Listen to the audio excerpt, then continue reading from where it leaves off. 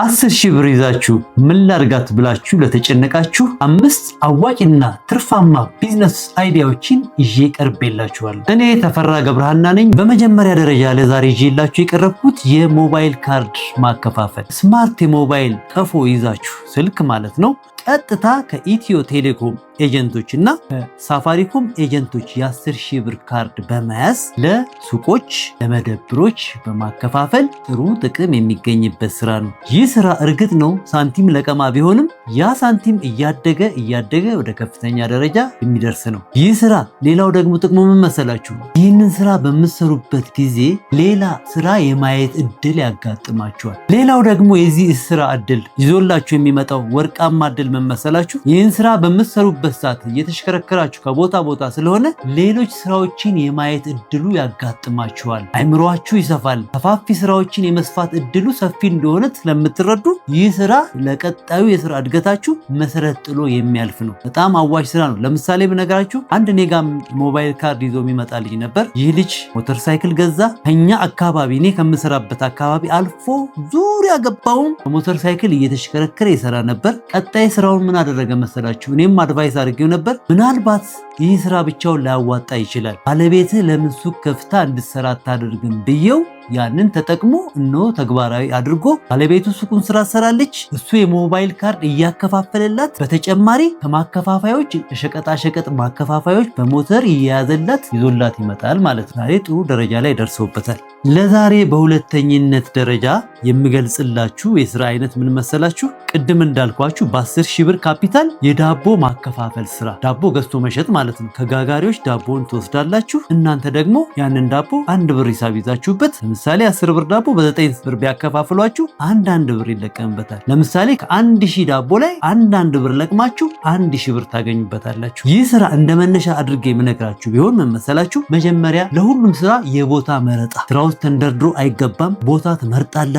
ምን አይነት ቦታ ላይ ሰው የሚበዛበት ግርግር ያለበት ቦታ ላይ፣ ወጪ ወራጅ የሚበዛበት ቦታ ላይ። ዳቦ ቤት ደግሞ በጣም ጠባብ ክፍል ነው የምትፈልገው። ቢያንስ 2 በ2 ከበቂ በላይ ነው። ምክንያቱም ዳቦ መሸጫ ፊት ለፊት ዲስፕሌይ ታደርጋላችሁ። በኋላ መቆሚያ ቢቻል መቀመጫ ነገር ታደርጉና በቀላል ወጪ ጥሩ ብር የምታገኙበት ስራ ነው። ወጪውን ደግሞ ብነግራችሁ በጣም ቀላል ነው። ለምሳሌ ቢያንስ የ2,000 ብር ቤት ኪራይ እንዳልኳችሁ ትይዛላችሁ ከ10,000 ብር ላይ ማለት ነው። በሁለተኛ ደረጃ ደግሞ ዲስፕሌይ በ2,000 ወይም 3,000 ብር ብታገኙ 3,000 ብርና 2,000 ብር 5,000 ብር የ5,000 ብር ዳቦ ብትይዙ 500 ዳቦ እንበል። 500 ዳቦ ላይ ጠዋት አመጣችሁ 500 ዳቦ ጠዋት ይዛችሁ ትመጡ። ከ500 ላይ 1 ብር ብትለቅሙ 500 ብር። እንደ ስራው ፍጥነት ደግሞ ምሳ ሰዓትም ሊያስኬዳችሁ ከቻለ 500 ብር። ማታ ላይ እርግጠኛ ነኝ ዳቦ ይዞ ወደ ቤቱ የማይገባ የቤተሰብ ክፍል የለም ብዬ አስባለሁ። 500 በቀን 1,500 ማን ይሰጣል? ፈርም አትፈርም የትገባ የትወጣ የማይባልበት ስራ።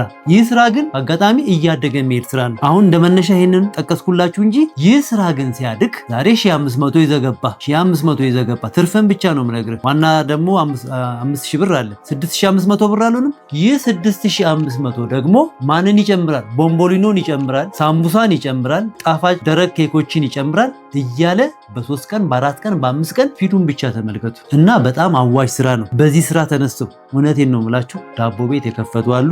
ብዙ ሰዎች የስራ እድል የፈጠሩ ሰዎች አሉ። ስራው በጣም የሚያድግ ስራ ነው፣ ግን ማንም ሰው ያልባነነበት ስራ ነው። ይህንን ብትሰሩ በእርግጠኝነት ትለወጡበታላችሁ። በሶስተኛ ደረጃ ዛሬ በሀገሪቱ ላይ እየተስፋፋ ያለው ስራ እርጥብ የሚባል ስራ አለ። በጣም አዋጭ ስራ፣ በእውነት በጣም አዋጭ ስራ ነው። እንዴት መሰላችሁ? ቴክኒኩና ታክቲኩ ቢያንስ በቀን ውስጥ ይሄ ደግሞ በጣም ቀላል ስራ ነው። ማንኛውም ቤት ፊት ለፊት ላይ ንግድ ኤሪያ ላይ እንዳልኳችሁ ቦታ መረጣ በጣም ወሳኝ ነገር አለው። ዘሎ አይገባም። በተለይ ደግሞ ትምህርት ቤት በራፎች አካባቢ ላይ ሰራተኛ የሚገባበት የሚወጣበት አካባቢ ላይ ብትሰሩ በጣም አዋጭ ስራ ነው። ስፔሻሊ ትምህርት ቤት በር ላይ በቃ ትምህርት ቤት በር ላይ ብትሰሩ መቆሚያ መቀመጫ ነው የሚያሳጣችሁ። ለምሳሌ 10,000 ብር ካፒታል ይዛችሁ ትነሳላችሁ ብዬ አልኳችሁ። ይህንን 10,000 ብር ቢያንስ 400 ዳቦ ግዙ። 400 ዳቦ ቆንጆ ዳቦ ስትገዙ ደግሞ ዳቦ መምረጥ መቻል አለባችሁ።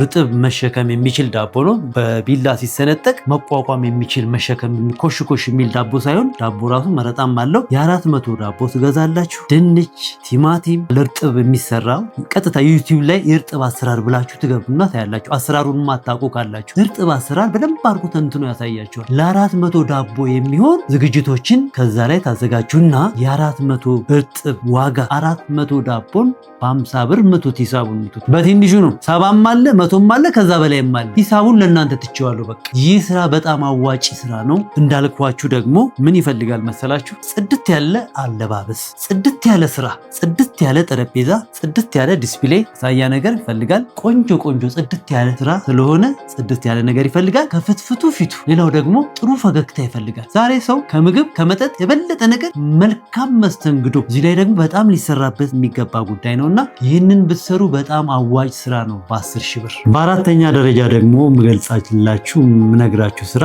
10 ሺህ ብር በመያዝ የምትሰሩ ስራ የበሶ ጁስ ራሱን የቻለ ስራ ነው። በቃ ይህ ስራ በ10 ሺህ ብር ካፒታል መጀመሪያ እንዳልኳችሁ ቦታ መረጣ ይፈልጋል። በሶ ጁስ ተጠቃሚ ምን አይነት ቦታ ላይ ብሰራው ምን አይነት ተጠቃሚ ያለኝ ብላችሁ ይሄ መጀመሪያ አይምሮ ላይ የሚሰራ ስራ ነው። ቦታ መረጣ። ምክንያቱም ዘሎ ማንኛውም ስራ ዘሎ ተንደርድሮ አይገባበት። ሲሮጡ የታጠቁት ሲሮጡ ይፈታል እንደሚባለው ነውና መጀመሪያ እንዳልኳችሁ ቦታ መረጣ አዘጋጅታችሁ ከጨረሳችሁ ያለባችሁን ወጪ ልንገራችሁ። ይህ በሶ ጁስ ምንም ሰፊ ቦታ አይፈልግም። ትንሽዬ ጥላ ቦታ ላይ ተሰካኪ ወንበሮች ሊፈልግ ይችላል። ቢያንስ እንደመነሻ 6-7 ተሰካኪ ወንበሮች የነሱን ወጪ ታውጡና እነሱን ትገዛላችሁ። እንዳልኳችሁ ትንሽዬ ዳስ ነገር ቀለል ያለች ዳስ ቆንጆ ቦታ ላይ እሷን ታደርጋላችሁ። ወጪዎቹን ደግሞ በተመለከተ ለበሶ እህል ማዘጋጃ ቢያንስ 5 ሺህ ብር እንተውና ቦታው እንዳልኳችሁ ቀላል ቦታ ላይ የሚሰራ ስራ ነው። ጥላ ቦታ ላይ የሚሰራ ስራ ነው ካላችሁም ደግሞ አነስተኛ ቤት ላይ ጠበብ ያለች ቦታ ላይ የሚሰራ ስራ ነው። ቢያንስ የ2 ሺህ ብር የቤት ኪራይ እናድርግና 3 ሺህ ብር ደግሞ የመጠጫ እቃዎች የወንበር እቃ እና ጆክ አንድ ጆክ በቂ ነው አድርጋችሁ ስራ ውስጥ ብትገቡ እርግጠኛ ነኝ በጣም አዋጭ ስራ ነው። ይህ ስራ የሚያድግ ስራ ነው። ትቀየሩበታላችሁ፣ ትለወጡበታላችሁ። ግብር የሌለው ስራ በሶ ሸትክ ብሎ ግብር የሚጠይቅ የመንግስት አካል የለም። ይህንን ብትሰሩ ትቀየሩበታላችሁ። እሺ የመጨረሻው ስራ ደግሞ የሙያ ስራ ነው። ይህ የሙያ ስራ ስኪል ይፈልጋል፣ ችሎታ ይፈልጋል። ጥገና ስራ ነው። የጥገና ስራ ደግሞ በአሁን ሰዓት አነስተኛ ስራ ብር የሚታፈስበት የሚታረስበት ስራ የሚጠረግበት ስራ ነው። በእውነት ለምሳሌ ጥገና ስላችሁ ኤሌክትሪክ ምጣድ ጥገና፣ ስቶቭ ጥገና፣ የሻይ ማሽኖች ትንሽ ማሽኖች አሉ አሁን የመጡ ዘመናዊዎች የነሱ ጥገና ማለት ነው። ዛሬ እንደ ሀገር ውሶ የኤሌክትሪክ እቃ ትንሽ ብልሽት የመንካት እንትኑ የለንም፣ ችሎታው የለንም። ፍራቻ አለብን። ሽቦን ብትለቅ ፍራቻ አለብን። ይችን ሽቦ ለቀቀች ብሎ ባለሙያ ቦታ ይዘው ይመጣሉ። ቢያንስ ያችን ሽቦ ጠግኖ አንድ ሰው እርግጠኛ ነኝ ከ100 ብር በታች አይቀበልም። ይህ ስራ በጣም ሰፊ ስራ ነው። ብዙ ሰው ተቀይሮበታል። እኔ እንኳን እንደ ምሳሌ አድርጌ የምጠቅሰው አንድ ዘመድ ያለ በጣም ምርጥ ልጅ ነው። ልጁ ትትና ያለው ምርጥ ልጅ፣ ሰው ተቆጥቶ እንኳን ሲመጣ ብርድ ስክን የሚያደርግ ልጅ ነው። በዚህ ስራ ትዳር ይዞ ልጆች ወልዶ